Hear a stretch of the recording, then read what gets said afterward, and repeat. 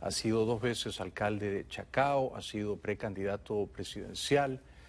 Apenas tiene 42 años, está casado, tiene una hija de casi 4 y un hijo recién nacido este año, Leopoldo, como él. Ha venido Leopoldo López y lo recibimos con un aplauso muy cariñoso. Muchas gracias. Leopoldo, buenas noches. Gracias, Ani. Gracias. Primero lo primero, felicidades por tu hijo. Muchas gracias, muchas gracias. Contentísimo. Lo bautizamos el domingo pasado y bueno, muy feliz de ir consolidando la familia. Tengo mi hija Manuela, que tiene casi 4 años. Ahora tiene su hermanito Leopoldo. Fue una decisión, digamos, me imagino, debatida con tu mujer, con Lilian, llamarlo Leopoldo como tú, como tu padre, como tu abuelo. ¿Es una larga tradición familiar? Bueno, ciertamente es una tradición familiar y sí, fue un debate, ¿no? Yo creo que le pasa a muchas familias en donde el padre y el abuelo tienen el mismo nombre y estaba el debate, bueno, ¿le vas a poner todo el peso de lo que es el nombre? Sí, ciertamente. Y bueno, debatimos y yo no le di mucha cuerda al debate hasta el último mes, en donde ya, mira, sí, tiene que llamarse Leopoldo, hicimos allí la jugada final y se llama Leopoldo. ¿Prevaleció entonces en ese debate tu posición? Bueno, prevaleció algo que para mí es muy importante, que son las raíces, que es la familia. Mi abuelo, Leopoldo López, fue un joven que en los años 20 fue parte de la lucha que se estaba dando por la incipiente idea de la democracia en nuestro país. Mi bisabuelo había sido un luchador en contra de las dictaduras, en contra de la dictadura de Cipriano Castro, de Juan Vicente Gómez. Estaba preso, pasó 14 años de su vida preso y hizo que mi abuelo se tuviese que ir de Venezuela con todos sus hermanos. Y luego de 17 años fuera, regresa mi abuelo a Venezuela y siempre con esa carga de la historia, de lo que fueron los años del exilio, de lo que es construir un país, siempre con la idea de aportar lo mejor, el mejor talento que se pueda dar para que nuestro país pueda ser un país en crecimiento. O sea que tu bisabuelo era Leopoldo, tu abuelo era Leopoldo, tu padre, tú y mi hijo. Y Leopoldito. Sí, bueno, no me gusta Leopoldito, prefiero decirle Leopoldo. Leopoldo. Perdón por el diminutivo. Los peruanos tenemos esa costumbre de ponerle diminutivo a todo. Por favor, sírvase un cafecito, un champancito. Sí, pero es una manera de ser amables. ¿Cuándo nació Leopoldo? Nació el 10 de enero, un día muy convulsionado en Venezuela. Se fue el día que era la toma de posesión constitucional que se tenía que dar en Venezuela por el nuevo periodo presidencial. Y bueno, y en medio de esa convulsión, nosotros nos estamos pronunciando en contra de una sentencia del Tribunal Supremo de Justicia que vistió a Maduro de candidato presidente, ya viendo a futuro lo que iba a ocurrir. En ese momento nace mi hijo y yo le dije a él, mire, en algún momento el día de su cumpleaños usted lo va a celebrar con un amigo, con un familiar tomando posesión. ¿Tú crees que el 10 de enero Chávez ya estaba muerto? No, yo no lo sé. La verdad es que cuando hace esa pregunta... Yo tampoco lo sé, pero hay gente que dice que se murió en La Habana. Yo no tengo información para decir que sí o que no. Ha habido mucho secretismo con respecto a eso. Como tú sabes, ese fue un periodo de mucho hermetismo. ¿Pero tú le crees a Maduro? No, yo no le creo a Maduro, ni le creo al gobierno venezolano. O sea, que cuando Maduro anunció la muerte, podría haberse muerto antes. Bueno, ciertamente, porque es que el propio gobierno sembró esa duda. Es decir, esa no es una duda que se siembra fuera del gobierno, es el gobierno quien manejó toda esa situación con mucho hermetismo, mucho secretismo, mucho irrespeto hacia el pueblo venezolano al final, porque nunca se le dijo con precisión lo que estaba ocurriendo. Quizá la propia candidatura de un hombre enfermo, a punto de morir, aspirando a un cargo público de 6 años, era también una falta de respeto. Bueno, eso se dijo mucho en el año 2012. El gobierno, cada vez que se hacía un comentario en esa orientación, decían que estamos faltando el respeto a la integridad del presidente, pero al final esos comentarios, esas críticas fueron acertadas, porque el gobierno y el propio Chávez sabían lo que estaban enfrentando y llevaron al país a esa convulsión que era innecesario si se sabía qué es lo que estaba ocurriendo. El 7 de octubre del año pasado, los cómputos oficiales le dieron a Chávez arriba de 8.100.000 votos, y a Enrique Capriles poco más de 6,5 millones, ¿no? Pero una diferencia de 1.600.000, 700.000 votos a favor de Chávez. ¿Chávez ganó limpiamente el año pasado o ahí ya ocurrió un fraude, una manipulación, Leopoldo? Mira, el sistema en Venezuela, no hay que hablar solo del sistema electoral, el sistema político en Venezuela es un sistema que favorece a quienes están en el gobierno como ninguna otra democracia en América Latina y me atrevería a decir que ninguna en el mundo. El sistema electoral en sí mismo, un sistema que ha permitido, por ejemplo, que los muertos voten. Y esto no lo estoy diciendo sin tener las pruebas en la mano. El día 7 de octubre hubo mesas en donde votó el 100% de los electores. Y cuando revisamos esas mesas, allí habían personas que ya estaban registradas como muertos. Entonces, votaron los muertos el 7 de octubre. ¿Cuántos muertos crees que votaron? No lo sabemos, y por eso siempre se hizo la solicitud de que se hiciera una auditoría. Pero pueden ser 200.000. Bueno, pero hay cualquier tipo de número es válido cuando en el registro electoral, según los distintos estudios estadísticos que se han hecho, hay más de 700.000 muertos. ¿Cuántos votaron? No se sabe. ¿Cómo se puede determinar? Bueno, revisando nombre a nombre, firma a firma, cuaderno a cuaderno. Lo que pedía Enrique Capriles y Tibisay Lucena denegó. Ciertamente. ¿No? El cotejo entre el voto virtual y la prueba real de ese voto. Fíjate, lo que se estaba solicitando era no solamente contar el comprobante con lo que estaba en el registro de la contabilidad, sino eso cotejarlo con los nombres, con la cédula, con la huella dactilar de cada una de las personas que votó. En Venezuela se gastaron decenas de millones de dólares en un sistema hiper sofisticado para registrar las huellas dactilares de los venezolanos que votaban. Y la promesa del gobierno era un elector, un voto. Y decían, bueno, esto lo vamos a saber porque cada elector lo registramos y luego vamos a poder comparar cada huella con el resto de todas las millones de huellas que hayan votado y determinaremos si alguien votó 2 veces. No cumplieron. Bueno, no lo sabemos porque nunca entregaron esa información que habían prometido que se iba a entregar. Es decir, la sospecha, así como en el tema de la enfermedad, la sospecha la crea el gobierno, la sospecha y la sospecha válida sobre los resultados electorales también es una sospecha que la construye el gobierno con su secretismo, con la manipulación, con el atropello a las leyes, el atropello a los procedimientos que el propio gobierno ha venido creando.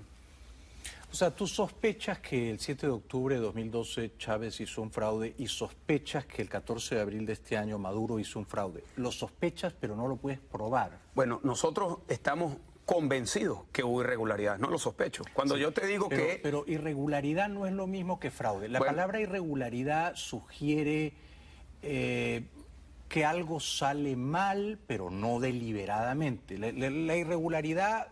Tú sabes, no es lo mismo que el fraude. El fraude es una trama deliberada para burlar la voluntad popular. Me preguntas, ¿ha habido fraude en Venezuela? Y yo te diría sí, ha habido fraude del sistema completo, porque el sistema ha llevado a que los venezolanos no se expresen libremente, a que no exista unas elecciones justas y libres, porque no solamente es tener elecciones, en Irak habían elecciones, en Cuba hay elecciones, es decir, no se trata solo de tener elecciones, las elecciones tienen que ser justas y libres, en donde tiene que haber igualdad de condiciones para ambos contrincantes. Entonces tú me preguntas, ¿el sistema venezolano garantiza eso? No, en lo absoluto. ¿Lo garantizó el 7 de septiembre, el 7 de octubre? No.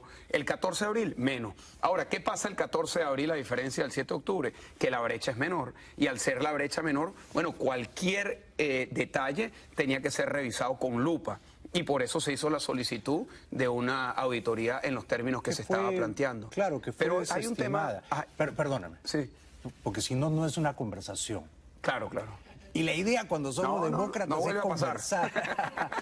La brecha, claro, la brecha entre Maduro 7,5 millones y Capriles 7 millones, casi 300, son 200.000 votos. Si tú dices que en el padrón de casi 19 millones de votantes, 700.000 inscritos para votar están fallecidos, eso significa que con esos 700.000 votos potenciales, si ellos los ejecutan, el fraude está hecho. No, ciertamente.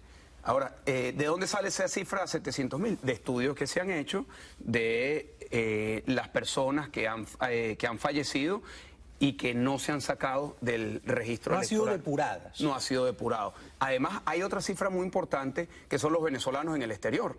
Hay se dice entre 800 y 1 millón de venezolanos que están en el exterior.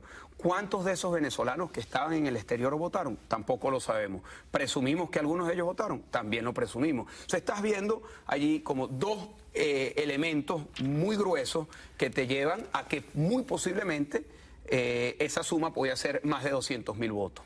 Enrique Capriles me dijo cuando conversamos en Bogotá que él pensaba que Maduro no había sacado en realidad ni 7 millones de votos y que lo habían inflado en más o menos medio millón de votos. ¿Tú estás de acuerdo con él?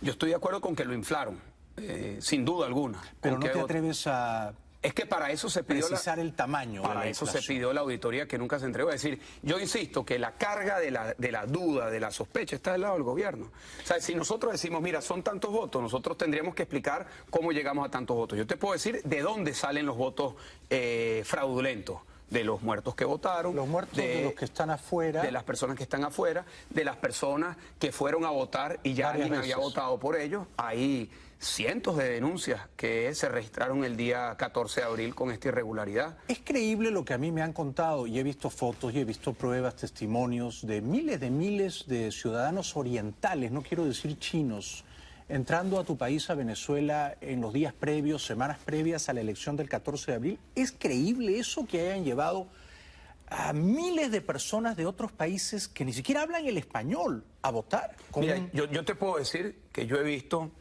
decenas de personas de otras nacionalidades con identificación venezolana.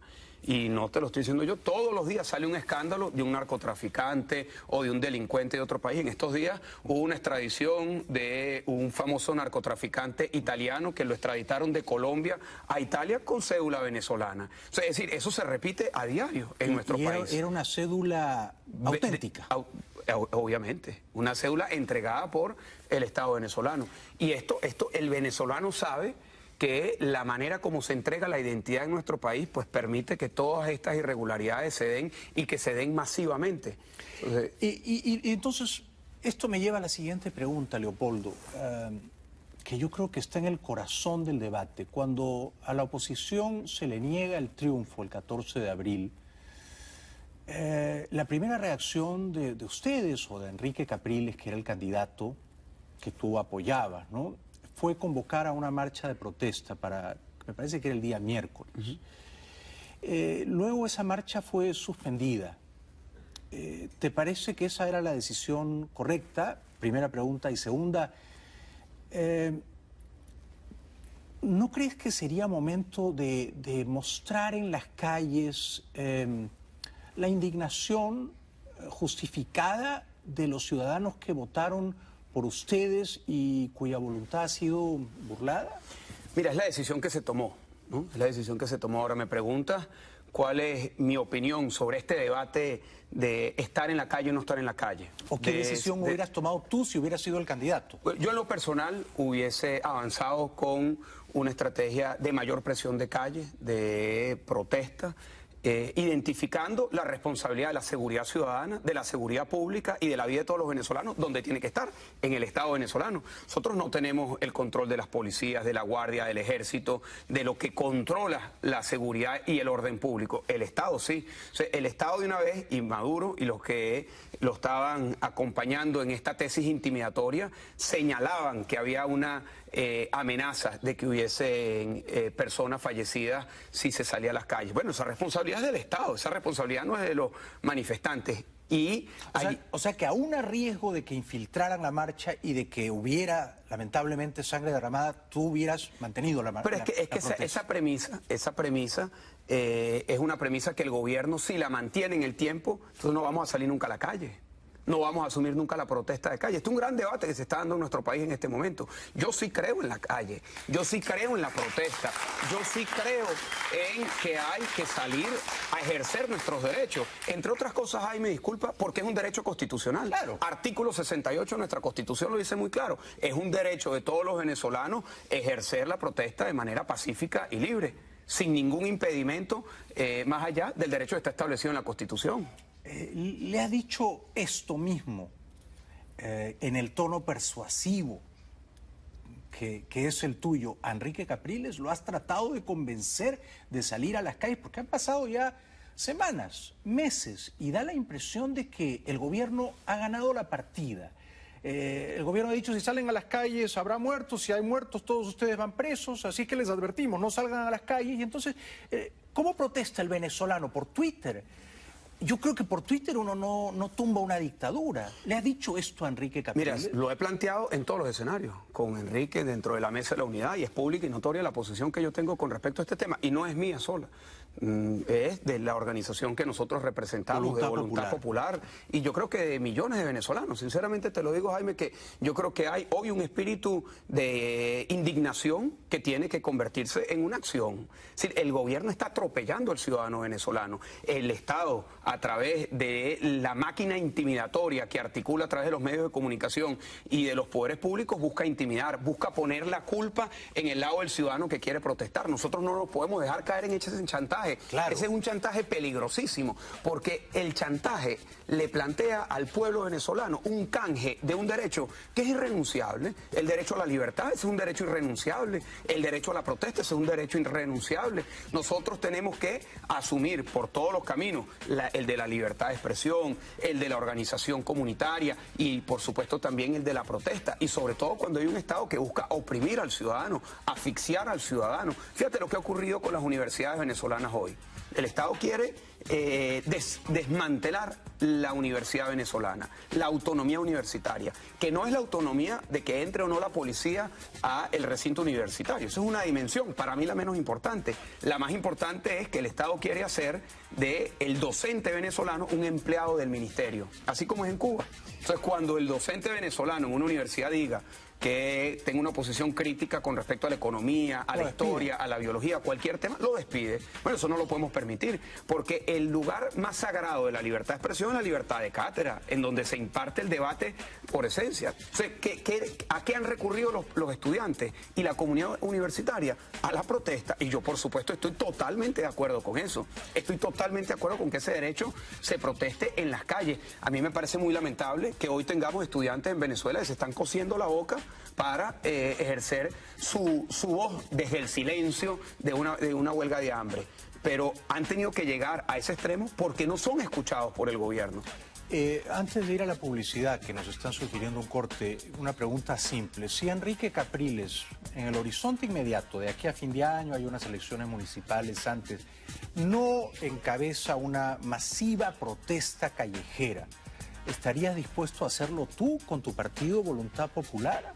Yo creo que no se trata de quién la encabeza. Yo creo que se trata, Jaime, de que los venezolanos salgan y asuman esa responsabilidad que tenemos. Pero el liderazgo es importante. Ciertamente, y nosotros tenemos esa posición, pero yo no creo que se trata de una disputa de quién encabeza o no. Yo creo que se trata de los verdaderos protagonistas, que es el pueblo venezolano. ¿Qué nos corresponde a nosotros? A todos los líderes, a todos los partidos, a todos los que queremos una mejor Venezuela, salir y acompañar al pueblo venezolano. Y en ese sentido es que nosotros vamos a estar trabajando.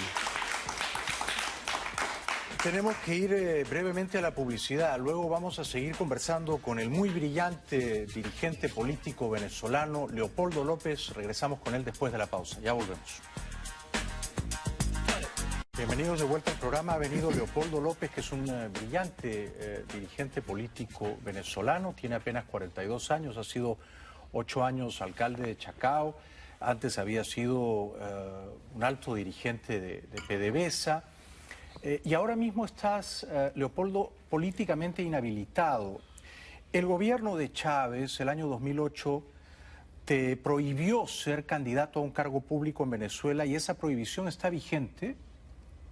Está vigente y legal hasta el año 2014. Y le explico... ¿Hasta el próximo año? Sí, hasta el año 2014. ¿Qué mes? El mes de agosto del año 2014. Pero tú estando vigente esa muy injusta prohibición contra ti, ¿tú quisiste ser candidato presidencial? Sí, ciertamente. En las primarias de la oposición hace desafiando precisamente una ley injusta. Sí, porque la justicia no es lo que expresan las leyes a veces son injustas y los hombres se tienen que rebelar ante las leyes injustas y ante las decisiones injustas que pueda tomar un Estado. Te explico brevemente. Yo fui alcalde del municipio de Chacao 2 años. En el año 2008 me presento a la alcaldía metropolitana y tenía 70% de apoyo popular. No había candidato del oficialismo que pudiese ganarnos en esa contienda. Y el gobierno de manera administrativa, con una firma, me sacan de la contienda. Eso es contrario a la Constitución de nuestro país y es contrario también a la Convención Americana de Derechos Humanos, que establece... Es lo que han dicho las instituciones internacionales, Claro. te han dado la razón, ¿no? Así es. Que lo que establece la Constitución es muy sencillo. La inhabilitación es posible, pero tiene que ser consecuencia de una condena penal definitivamente firme. Bueno, yo ni siquiera fui presentado a un juicio, mucho menos una condena. Por lo tanto, la inhabilitación no tenía sustento.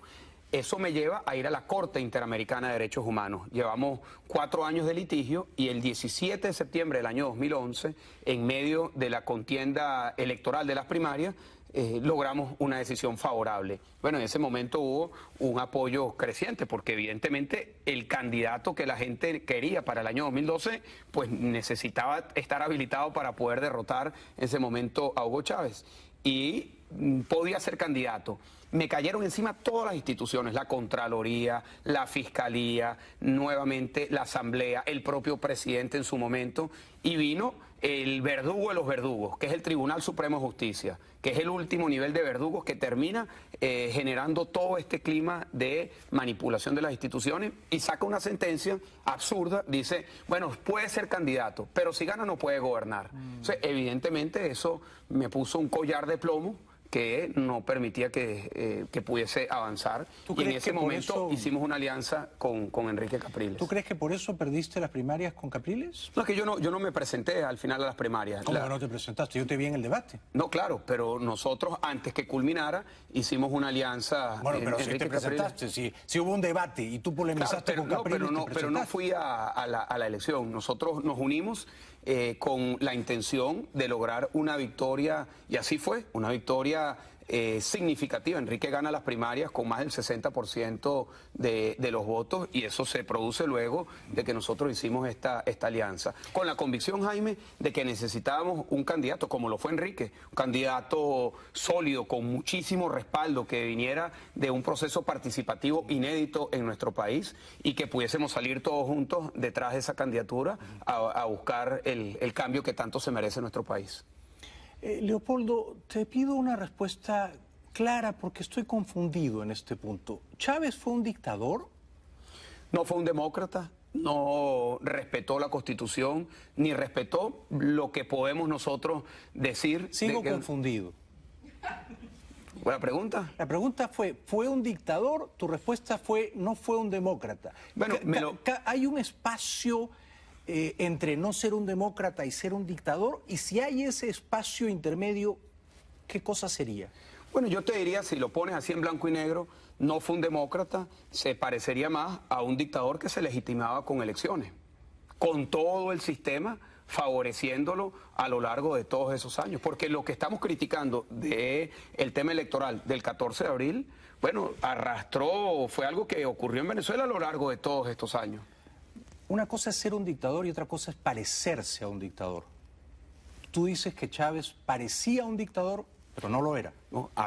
Gobernaba de manera autoritaria, más parecido a un dictador que a un demócrata. Evidentemente, ahí hay unos espacios grises, porque las dictaduras en nuestra cultura y en nuestra historia en América Latina tienen orígenes distintos, no tienen un origen electoral, el origen del gobierno de Chávez fue electoral, ni tampoco tienen legitimaciones permanentes en procesos electorales. Por eso es que este era un caso particular. Ahora me pregunta, en blanco y negro, demócrata o dictadura, yo te diría que era más parecido y era más hacia un gobierno autoritario. Más cercano a una dictadura. Pero lo que veo en ti, y también lo vi en Capriles, es que prefieren no decir que esa fue una dictadura. ¿La de ahora sí es una dictadura? Tiene las mismas características. Es que, te lo digo, aquí entramos en un tema de semántica, Jaime, y yo creo que nosotros allí tenemos que tener también mucho cuidado con las palabras. Bueno, tú te dedicas a las palabras y a la semántica todas las noches. Si nosotros, al decir dictador, podríamos estar negando lo que alguien diría, no, pero fue electo. Entonces nosotros tenemos más bien que calificarlo como un gobierno autoritario, irrespetuoso de la democracia y que no respeta el equilibrio de los poderes públicos. Entonces tú me dirás, eso no es democracia. Yo te diría, efectivamente, eso no es una democracia. Entonces tendríamos que dar una discusión de, bueno, cuál es el nombre que le ponemos. Yo le pongo el nombre, un gobierno autoritario y respetuoso de la democracia y de los derechos humanos. Pero la concepción de dictadura que tenemos nosotros en América Latina, como te digo, tiene una historia distinta. En nuestro propio país, las dictaduras tienen un origen distinto, tienen un origen que viene de un golpe de Estado, ha aparecido también al origen que tuvo o que quiso tener Chávez en el año 92. Pero Leopoldo, no solo en tu país, en el mundo hay muchos dictadores, muchos, que han llegado al poder ganando elecciones. Véase la Alemania de Hitler, véase Italia de Mussolini. Son dictadores, son personalidades dictatoriales reñidas con la democracia. El dictador es un dictador. Que ganan elecciones y siguen ganándolas y concentran todo el poder y hacen todas las trampas. Pero si la oposición le dice al dictador que no es dictador, entonces ¿en qué quedamos? Bueno, yo le insisto, terminan haciendo un favor.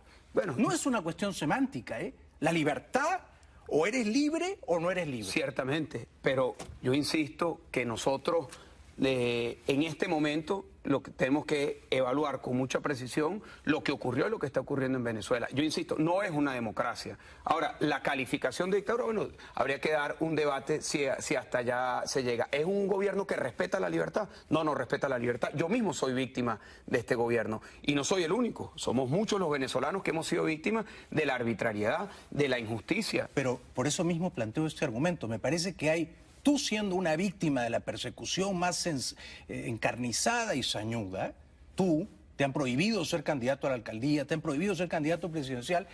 Me parece que hay de parte de ustedes una excesiva consideración al gobierno de Maduro. Si ustedes creen que se robó las elecciones. No, pues estamos hablando de Chávez. Tú me preguntaste de Chávez. Yo te Chávez digo, y de Maduro. No, pero de Maduro te planteo una calificación distinta. Un gobierno ilegítimo, un gobierno que no tiene la partida de nacimiento de origen de una que sería haber ganado elección. Si te digo, en el caso de Chávez hubo en el origen una victoria electoral. En el caso de Maduro, ni siquiera eso, Jaime, no, pero es que es distinto. Porque en el caso de Maduro nosotros cuestionamos lo que es la propia elección sobre la cual él se pone la banda presidencial. Nosotros tenemos serios cuestionamientos, lo que nos lleva a decir que es un gobierno ilegítimo.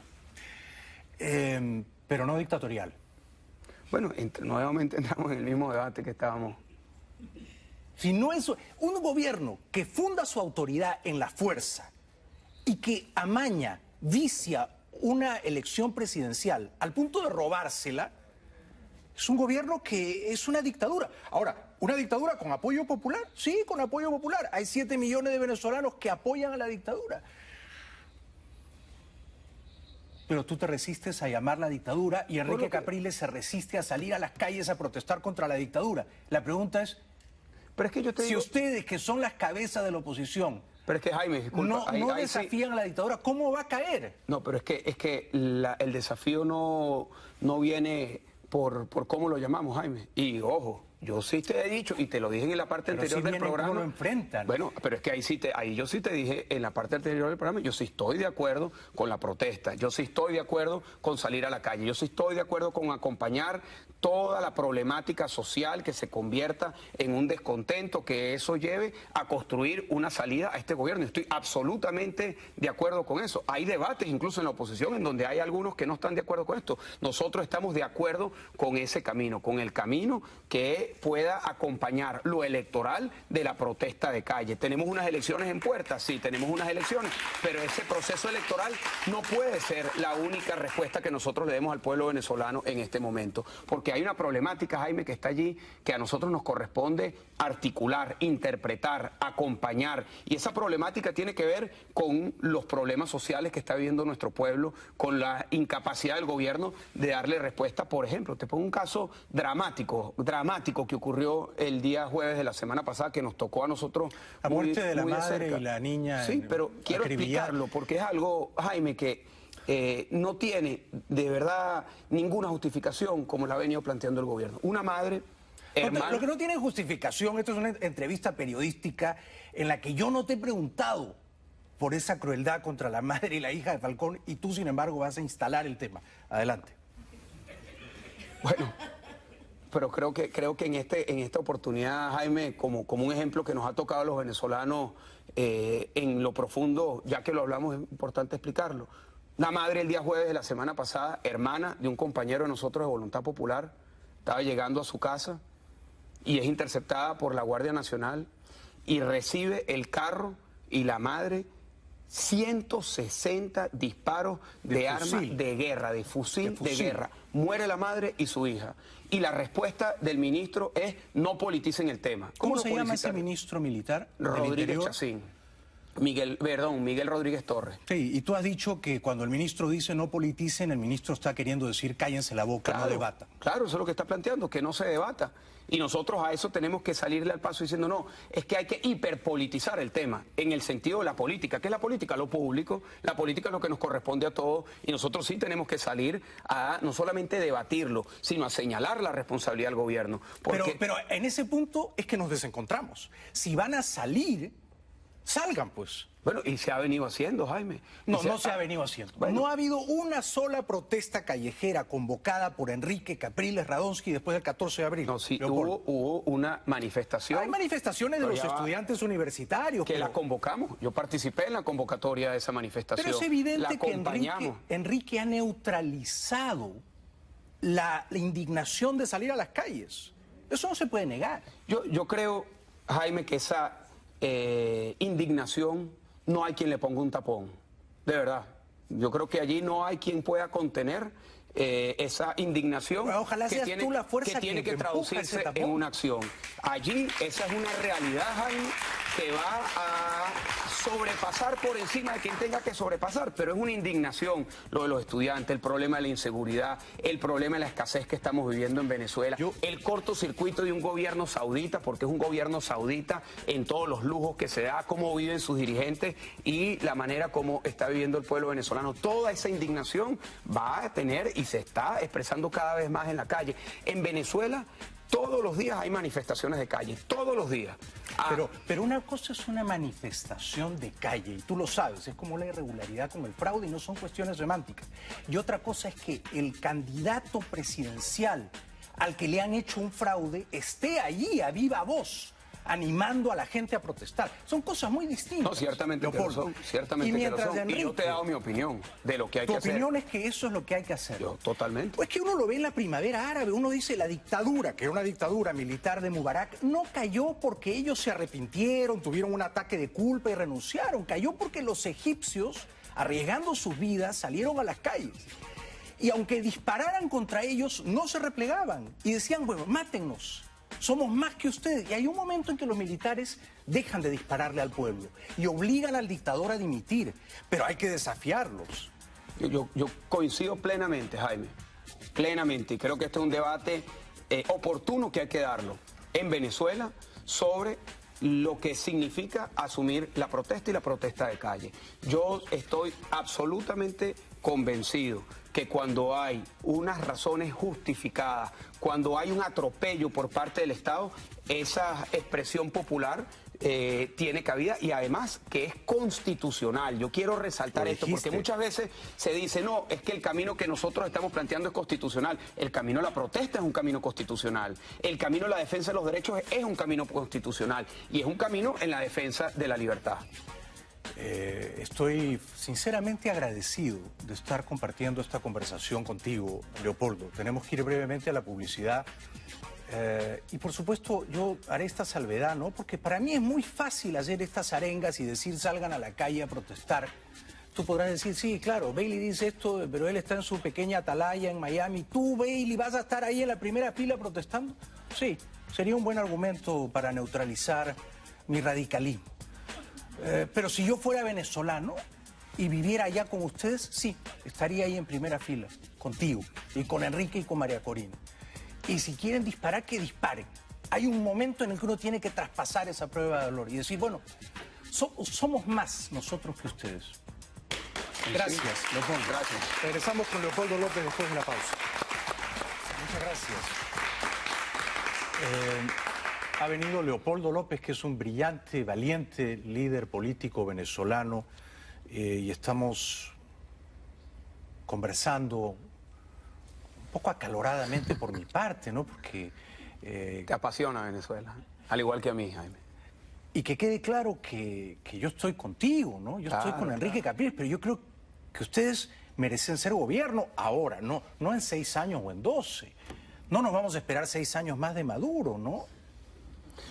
Bueno, estoy seguro que esta parte del segmento de tu programa la va a pasar el gobierno en los canales, porque el gobierno pretende meterle miedo al país diciendo que si nosotros decimos eso que tú estás diciendo, somos golpistas. No, no. Nosotros no estamos planteando ningún golpe de Estado, ni estamos planteando algo distinto a lo que por derecho corresponde.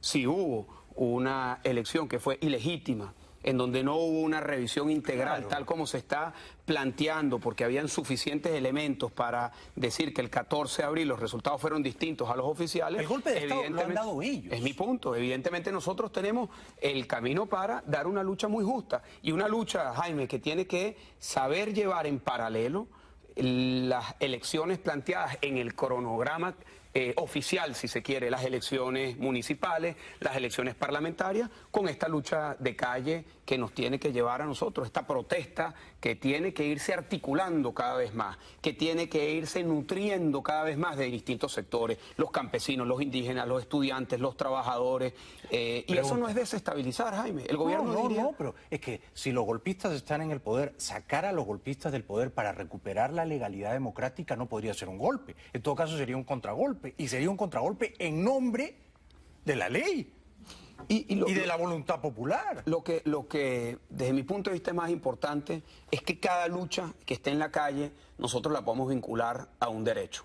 Nosotros desde nuestro partido Voluntad Popular resumimos la Venezuela que queremos construir en una frase sencilla pero muy poderosa: todos los derechos para todas las personas. No parte de los derechos para parte de las personas. Todos, son todos. Son los derechos económicos, los sociales, los humanos, para todas las personas. Pregunta. Profesor. No, adelante. Todas las personas. Si son todas las personas, también están incluidos los militares, ¿correcto? Ciertamente, todas las personas. Bien. Ahora, ¿los militares son ciudadanos de Venezuela? ¿Y qué ocurre si una parte de los militares,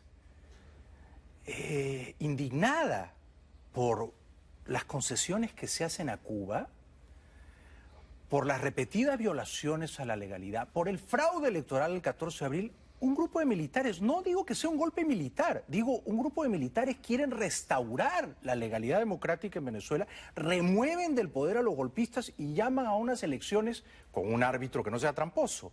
¿Esa no sería una salida razonable? Mira, Jaime, yo te diría que yo estoy convencido, dada nuestra historia como país, como continente latinoamericano, que poner en la decisión de los militares el destino de un país es sumamente peligroso. Lo que sí creo es que todas las instituciones, que todos los venezolanos deben de acompañar la constitucionalidad, la legalidad y la defensa de los derechos. Pero yo creo que es un error plantearse la subordinación del país, de todo un pueblo, a los militares. De eso sabemos en América Latina mucho. Entonces, lo fundamental es que sean millones de venezolanos, no un grupo, con uniforme o sin uniforme, no un grupo reducido, no todos los venezolanos, la inmensa mayoría de los venezolanos, que se puedan expresar y que podamos hacerlo, insisto, que ha sido el hilo conductor de este programa a través del derecho que nosotros tenemos de manifestarnos, de decir estamos descontentos, de decir basta ya, de decir no estamos de acuerdo, de decir con acciones, no solamente con palabras, esa posición de enfrentar a un gobierno que cada día busca asfixiar más a los ciudadanos. Si interpreto correctamente tu posición, ¿tú crees entonces que el gobierno autoritario y legítimo de Maduro, no voy a decir dictatorial porque estaría hablando por mí y estoy tratando de recoger tu posición, que ese gobierno va a caer por presión popular, porque la gente en las calles lo va a obligar a dimitir? ¿Eso es lo que tú pronosticas? Yo te diría, yo no puedo predecir el futuro, pero lo que sí te puedo decir es que el compromiso nuestro, y estoy seguro que de muchos venezolanos, es que nos podamos expresar y que si esa presión, que si esa protesta deriva en que se tenga que repetir las elecciones como nosotros estamos solicitando, como lo solicitamos desde el 14 de abril, o que exista un camino constitucional para que se replantee quién está el poder en Venezuela, pues ese es el camino. Pero ¿cuál es la principal ventana que hoy tenemos? Que se repitan unas elecciones que evidentemente fueron, como lo hemos cuestionado, con las solicitudes que hemos hecho ante el Tribunal Supremo de Justicia, que son unas elecciones que no cumplen con los requisitos para ser reconocidas legalmente. Y por lo tanto tendrían que repetirse. Si esas elecciones se repiten, nos va quedando poco tiempo, y vamos a suponer que en un año o en dos hay elecciones presidenciales de nuevo en Venezuela, Maduro ha caído, ¿tú serás candidato? Bueno, habría que ver cuando lleguemos a ese momento. Hoy el candidato que nosotros tenemos, que hemos respaldado, que está liderizando este proceso, es Enrique Capriles. ¿Lo sigue respaldando? Y, ciertamente, claro que sí. Bien por eso, bien por te mereces un aplauso. Claro que sí. Y creo, Jaime, que es un error plantear el debate allí. Allí no está el debate. El debate no es quién es candidato, ha sido y es Enrique Capriles. El debate no está allí. El debate es en la estrategia. El debate es que tú convenzas a Capriles de salir a las calles. Al pueblo, Jaime, al pueblo venezolano, a la inmensa mayoría de los venezolanos y a nuestros hermanos y hermanas de América Latina que entiendan y que comprendan nuestra lucha también. Pero nosotros no estamos solos en el continente. Y nosotros tenemos que buscar la comprensión de un proceso muy complejo por parte de nuestros hermanas y hermanos de América Latina. Un aplauso para Leopoldo López, por favor. Muchas gracias, Leopoldo. Te deseo lo mejor.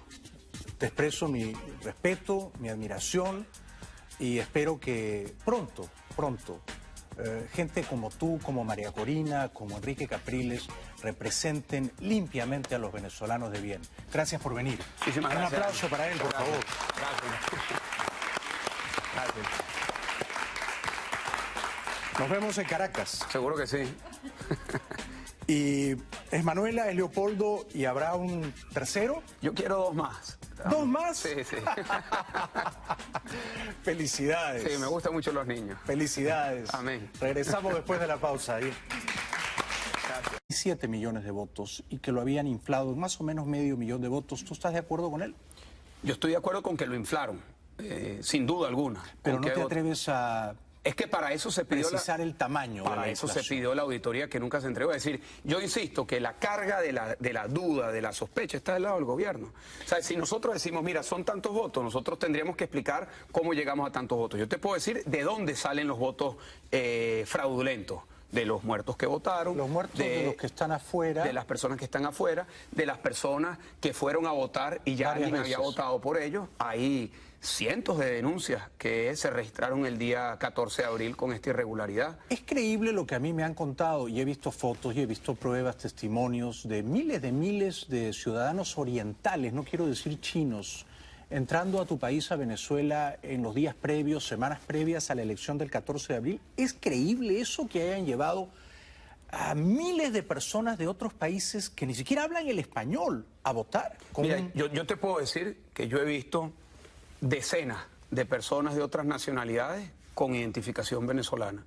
Y no te lo estoy diciendo yo, todos los días sale un escándalo de un narcotraficante o de un delincuente de otro país. En estos días hubo una extradición de un famoso narcotraficante italiano que lo extraditaron de Colombia a Italia con cédula venezolana. O sea, es decir, eso se repite a diario en nuestro país. Era una cédula auténtica. Obviamente, una cédula entregada por el Estado venezolano. Y esto el venezolano sabe que la manera como se entrega la identidad en nuestro país pues permite que todas estas irregularidades se den y que se den masivamente. Entonces, y entonces esto me lleva a la siguiente pregunta, Leopoldo, que yo creo que está en el corazón del debate. Cuando a la oposición se le niega el triunfo el 14 de abril, la primera reacción de ustedes o de Enrique Capriles, que era el candidato que tú apoyabas, ¿no?, fue convocar a una marcha de protesta para, me parece que era el día miércoles. Luego esa marcha fue suspendida. ¿Te parece que esa era la decisión correcta? Primera pregunta. Y segunda, ¿no crees que sería momento de mostrar en las calles la indignación justificada de los ciudadanos que votaron por ustedes y cuya voluntad ha sido burlada?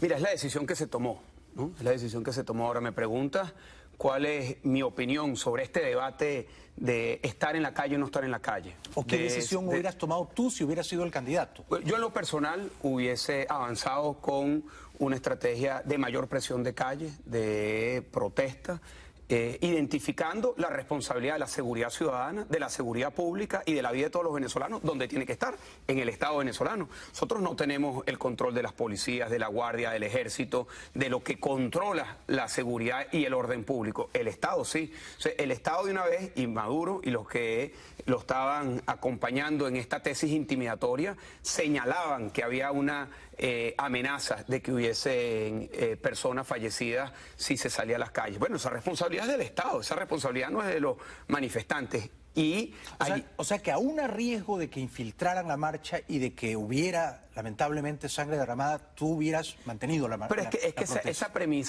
premisa es una premisa que el gobierno, si la mantiene en el tiempo, entonces no vamos a salir nunca a la calle. No vamos a asumir nunca la protesta de calle. Este es un gran debate que se está dando en nuestro país en este momento. Yo sí creo en la calle, yo sí creo en la protesta, yo sí creo en que hay que salir a ejercer nuestros derechos. Entre otras cosas, Jaime, disculpa, porque es un derecho constitucional. Claro. Artículo 68 de nuestra Constitución lo dice muy claro. Es un derecho de todos los venezolanos ejercer la protesta de manera pacífica y libre, sin ningún impedimento más allá del derecho que está establecido en la Constitución. Le ha dicho esto mismo en el tono persuasivo que es el tuyo a Enrique Capriles. ¿Lo has tratado de convencer de salir a las calles? Porque han pasado ya semanas, meses, y da la impresión de que el gobierno ha ganado la partida. El gobierno ha dicho, si salen a las calles habrá muertos, si hay muertos todos ustedes van presos, así que les advertimos, no salgan a las calles. Y entonces, ¿cómo protesta el venezolano? ¿Por Twitter? Yo creo que por Twitter uno no tumba una dictadura. ¿Le ha dicho esto a Enrique Capriles? Mira, lo he planteado en todos los escenarios, con Enrique dentro de la mesa de la unidad, y es pública y notoria la posición que yo tengo con respecto a este tema, y no es mía sola.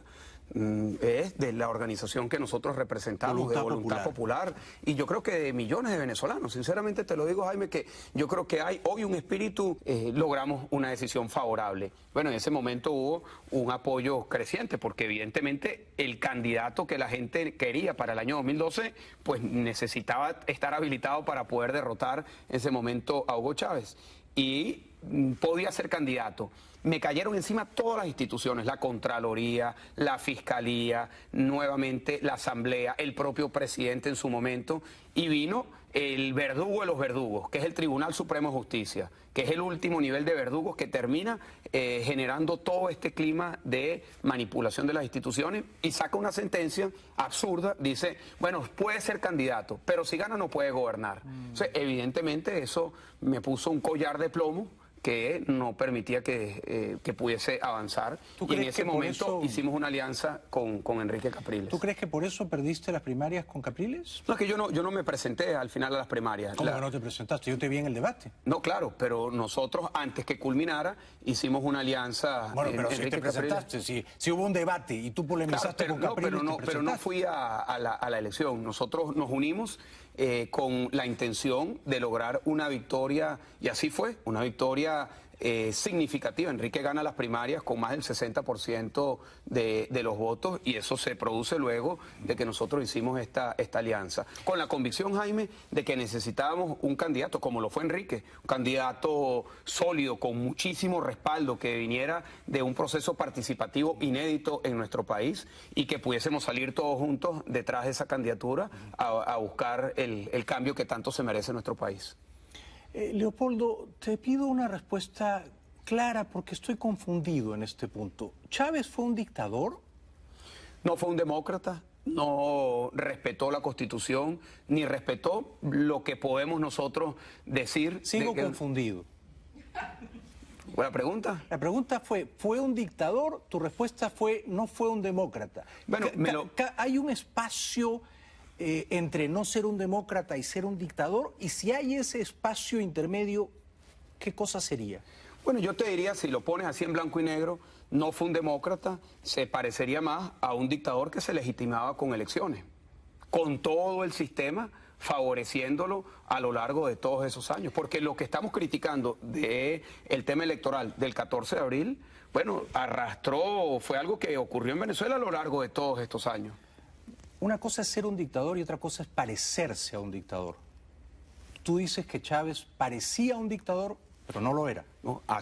Gobernaba de manera autoritaria, más parecido a un dictador que a un demócrata. Evidentemente ahí hay unos espacios grises, porque Claro. las dictaduras en nuestra cultura y en nuestra historia en América Latina tienen orígenes distintos, no tienen un origen electoral, el origen del gobierno de Chávez fue electoral, ni tampoco tienen legitimaciones permanentes en procesos electorales. Por eso es que este era un caso particular. Ahora me pregunta, en blanco y negro, demócrata o dictadura, yo te diría que era más parecido y era más hacia un gobierno autoritario. Más cercano a una dictadura. Pero lo que veo en ti, y también lo vi en Capriles, es que prefieren no decir que esa fue una dictadura.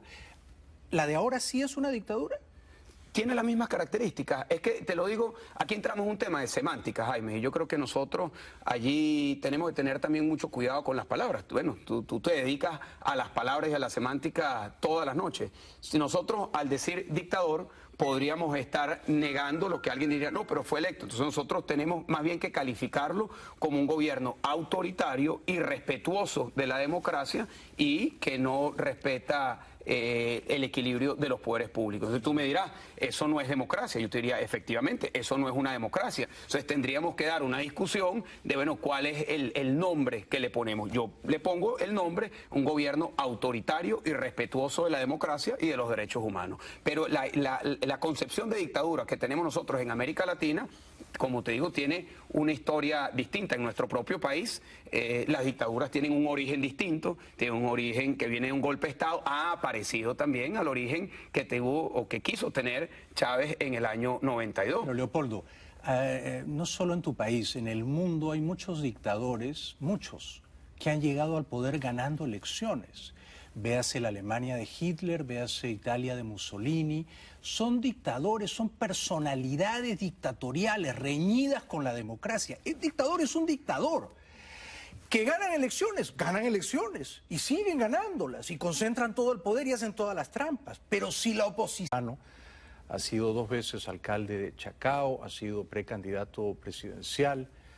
Apenas tiene 42 años, está casado, tiene una hija de casi 4 y un hijo recién nacido este año, Leopoldo, como él. Ha venido Leopoldo López y lo recibimos con un aplauso muy cariñoso. Muchas gracias. Leopoldo, buenas noches. Gracias, Jaime. Gracias.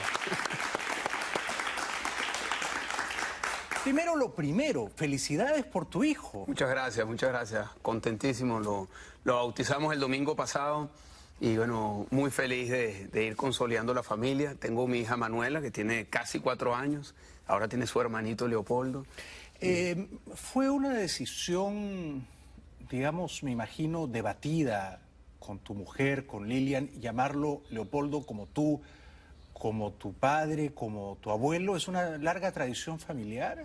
Bueno, ciertamente es una tradición familiar y sí, fue un debate, ¿no? Yo creo que le pasa a muchas familias en donde el padre y el abuelo tienen el mismo nombre y estaba el debate, bueno, le vas a poner todo el peso de lo que es el nombre, sí, ciertamente. Y bueno, debatimos y yo no le di mucha cuerda al debate hasta el último mes, en donde ya, mira, sí, tiene que llamarse Leopoldo, hicimos allí la jugada final y se llama Leopoldo. ¿Prevaleció entonces en ese debate tu posición?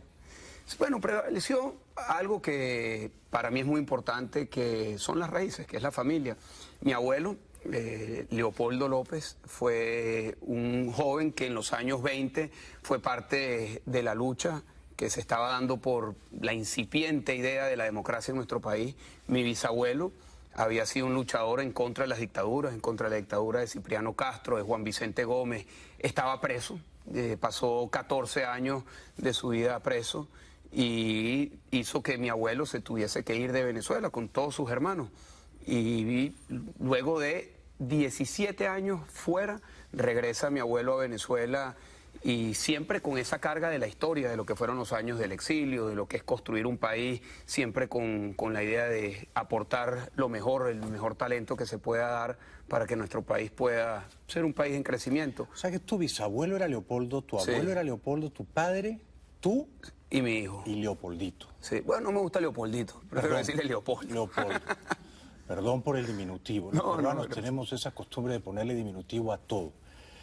Por favor, sírvase un cafecito, un champancito. Sí, pero es una manera de ser amables. ¿Cuándo nació Leopoldo? Nació el 10 de enero, un día muy convulsionado en Venezuela. Se fue el día que era la toma de posesión constitucional que se tenía que dar en Venezuela por el nuevo periodo presidencial. Y bueno, y en medio de esa convulsión, nosotros nos estamos pronunciando en contra de una sentencia del Tribunal Supremo de Justicia que vistió a Maduro de candidato presidente, ya viendo a futuro lo que iba a ocurrir.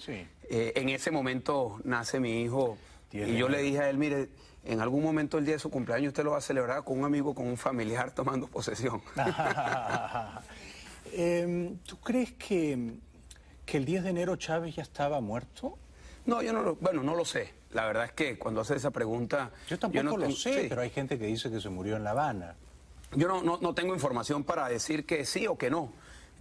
Ha habido mucho secretismo con respecto a eso. Como tú sabes, ese fue un periodo de mucho hermetismo. ¿Pero tú le crees a Maduro? No, yo no le creo a Maduro, ni le creo al gobierno venezolano. O sea, que cuando Maduro anunció la muerte, podría haberse muerto antes. Bueno, ciertamente, porque es que el propio gobierno sembró esa duda. Es decir, esa no es una duda que se siembra fuera del gobierno, es el gobierno quien manejó toda esa situación con mucho hermetismo, mucho secretismo, mucho irrespeto hacia el pueblo venezolano al final, porque nunca se le dijo con precisión lo que estaba ocurriendo. Quizá la propia candidatura de un hombre enfermo, a punto de morir, aspirando a un cargo público de 6 años, era también una falta de respeto. Bueno, eso se dijo mucho en el año 2012. Sí. El gobierno, cada vez que se hacía un comentario en esa orientación, decían que estamos faltando el respeto a la integridad del presidente, pero al final esos comentarios, esas críticas fueron acertadas, porque el gobierno y el propio Chávez sabían lo que estaban enfrentando. Sí. Y llevaron al país a esa convulsión que era innecesario si se sabía qué es lo que estaba ocurriendo. El 7 de octubre del año pasado, los cómputos oficiales le dieron a Chávez arriba de 8.100.000 votos, y a Enrique Capriles un poco más de 6,5 millones, ¿no? Pero una diferencia de 1.600.000, 700.000 votos a favor de Chávez. ¿Chávez ganó limpiamente el año pasado o ahí ya ocurrió un fraude, una manipulación, Leopoldo? Mira, el sistema en Venezuela, no hay que hablar solo del sistema electoral, el sistema político en Venezuela es un sistema que favorece a quienes están en el gobierno como ninguna otra democracia en América Latina, y me atrevería a decir que ninguna en el mundo. El sistema electoral en sí mismo, un sistema que ha permitido, por ejemplo, que los muertos voten. Y esto no lo estoy diciendo sin tener las pruebas en la mano. El día 7 de octubre hubo mesas en donde votó el 100% de los electores. Y cuando revisamos esas mesas, allí habían personas que ya estaban registradas como muertos. Entonces, votaron los muertos el 7 de octubre. ¿Cuántos muertos crees que votaron? No lo sabemos, y por eso siempre se hizo la solicitud de que se hiciera una auditoría. Pero pueden ser 200.000. Bueno, pero hay cualquier tipo de número es válido cuando en el registro electoral, según los distintos estudios estadísticos que se han hecho, hay más de 700.000 muertos. ¿Cuántos votaron? No se sabe. ¿Cómo se puede determinar? Bueno, revisando nombre a nombre, firma a firma, cuaderno a cuaderno. Lo que pedía Enrique Capriles y Tibisay Lucena denegó. Ciertamente. ¿No? El cotejo entre el voto virtual y la prueba real de ese voto. Fíjate, lo que se estaba solicitando era no solamente contar el comprobante con lo que estaba en el registro de la contabilidad, sino eso cotejarlo con los nombres, con la cédula, con la huella dactilar de cada una de las personas que votó. En Venezuela se gastaron decenas de millones de dólares en un sistema hiper sofisticado para registrar las huellas dactilares de los venezolanos que votaban. Y la promesa del gobierno era un elector, un voto. y decían, bueno, esto lo vamos a saber porque cada elector lo registramos y luego vamos a poder comparar cada huella con el resto de todas las millones de huellas que hayan votado y determinaremos si alguien votó 2 veces. No cumplieron. Bueno, no lo sabemos porque nunca entregaron esa información que habían prometido que se iba a entregar. Es decir, la sospecha, así como en el tema de la enfermedad, la sospecha la crea el gobierno, la sospecha y la sospecha válida sobre los resultados electorales también es una sospecha que la construye el gobierno con su secretismo, con la manipulación, con el atropello a las leyes, el atropello a los procedimientos que el propio gobierno ha venido creando.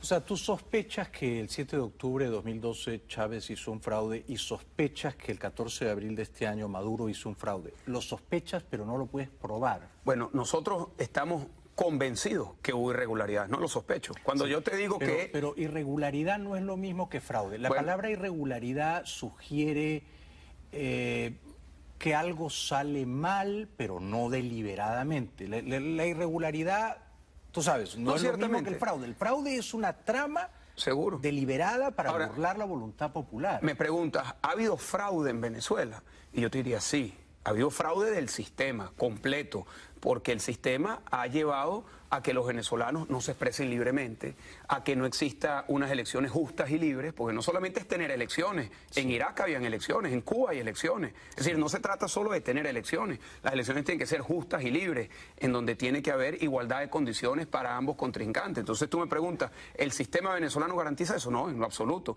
¿Lo garantizó el 7 de septiembre, el 7 de octubre? No. ¿El 14 de abril? Menos. Ahora, ¿qué pasa el 14 de abril a diferencia del 7 de octubre? Que la brecha es menor, y al ser la brecha menor, bueno, cualquier detalle tenía que ser revisado con lupa.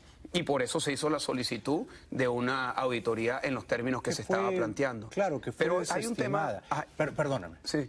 Porque si no, no es una conversación. Claro, claro. Y la idea cuando somos demócratas es conversar. La brecha, claro, la brecha entre Maduro 7,5 millones y Capriles 7 millones casi 300 son 200.000 votos. Si tú dices que en el padrón de casi 19 millones de votantes, 700.000 inscritos para votar están fallecidos, eso significa que con esos 700.000 votos potenciales, si ellos los ejecutan, el fraude está hecho. No, ciertamente. Ahora, ¿de dónde sale esa cifra 700.000? De estudios que se han hecho de las personas que han fallecido y que no se han sacado del registro electoral. No han sido depuradas. No ha sido depurado. Además, hay otra cifra muy importante que son los venezolanos en el exterior. Hay, se dice, entre 800 y 1 millón de venezolanos que están en el exterior. ¿Cuántos de esos venezolanos que estaban en el exterior votaron? Tampoco lo sabemos. ¿Presumimos que algunos de ellos votaron? También lo presumimos. Entonces estás viendo allí como dos elementos muy gruesos que te llevan a que muy posiblemente esa suma podía ser más de 200.000 votos.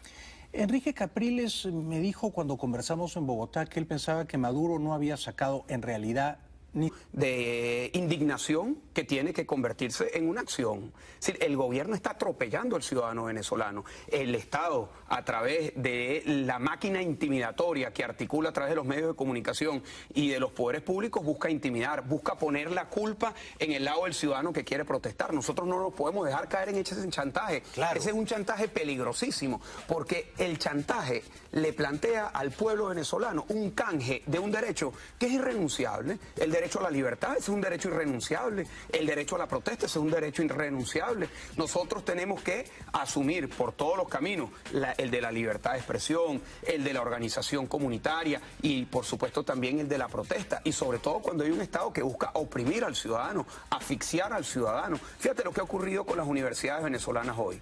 El Estado quiere desmantelar la universidad venezolana, la autonomía universitaria, que no es la autonomía de que entre o no la policía a el recinto universitario. Eso es una dimensión, para mí la menos importante. La más importante es que el Estado quiere hacer del docente venezolano un empleado del ministerio, así como es en Cuba. Entonces, cuando el docente venezolano en una universidad diga que tenga una posición crítica con respecto a la economía, a la historia, a la biología, a cualquier tema, lo despide. Bueno, eso no lo podemos permitir, porque el lugar más sagrado de la libertad de expresión es la libertad de cátedra, en donde se imparte el debate por esencia. O sea, ¿a qué han recurrido los estudiantes y la comunidad universitaria? A la protesta, y yo por supuesto estoy totalmente de acuerdo con eso. Estoy totalmente de acuerdo con que ese derecho se proteste en las calles. A mí me parece muy lamentable que hoy tengamos estudiantes en Venezuela que se están cosiendo la boca para ejercer su voz desde el silencio de una huelga de hambre. Pero han tenido que llegar a ese extremo porque no son escuchados por el gobierno.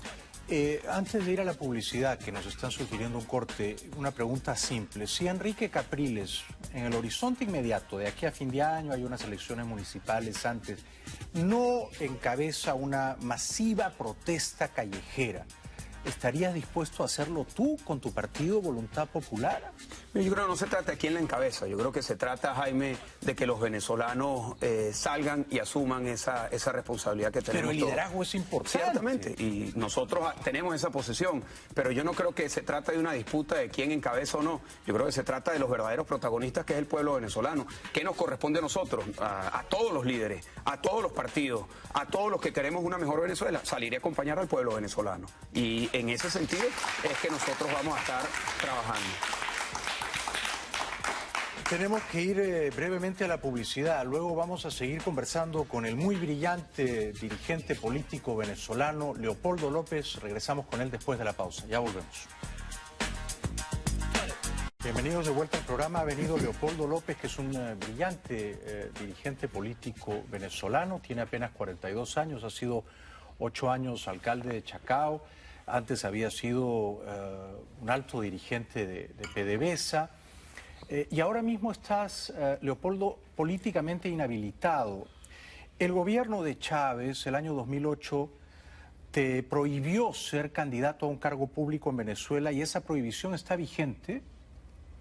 Está vigente y legal hasta el año 2014. Y le explico... ¿Hasta el próximo año? Sí, hasta el año 2014. ¿Qué mes? El mes de agosto del año 2014. Pero tú estando vigente esa muy injusta prohibición contra ti, ¿tú quisiste ser candidato presidencial? Sí, ciertamente. En las primarias de la oposición hace desafiando precisamente una ley injusta.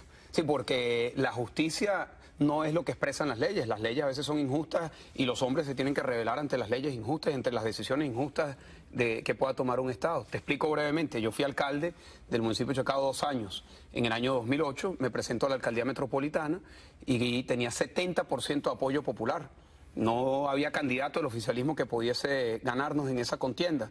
Y el gobierno de manera administrativa, con una firma, me sacan de la contienda. Eso es contrario a la Constitución de nuestro país y es contrario también a la Convención Americana de Derechos Humanos. Que establece... Es lo que han dicho las instituciones internacionales, claro, te han dado la razón, ¿no? Así es. Lo que establece la Constitución es muy sencillo. La inhabilitación es posible, pero tiene que ser consecuencia de una... de una condena penal definitivamente firme. Bueno, yo ni siquiera fui presentado a un juicio, mucho menos una condena. Por lo tanto, la inhabilitación no tenía sustento. Eso me lleva a ir a la Corte Interamericana de Derechos Humanos. Llevamos 4 años de litigio y el 17 de septiembre del año 2011, en medio de la contienda electoral de las primarias,